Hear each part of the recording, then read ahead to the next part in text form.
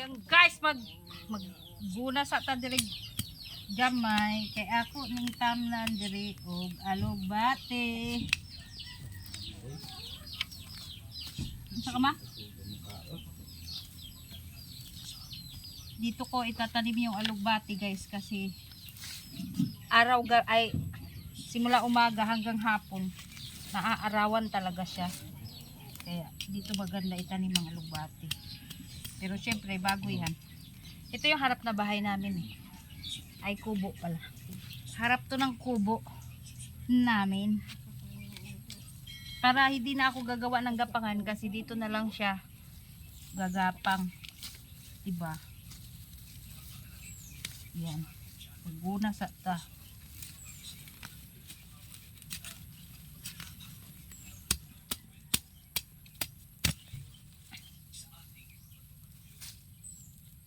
Dito natin itanim ang alugbati.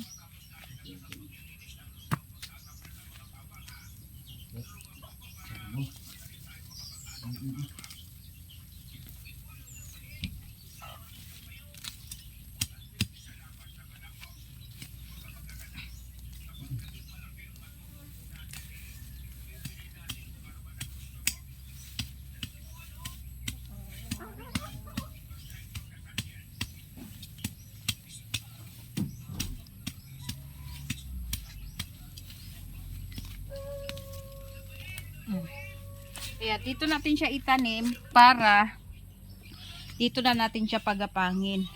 So nandito pala yung aking mga sibuyas. Nakalagay sa sako.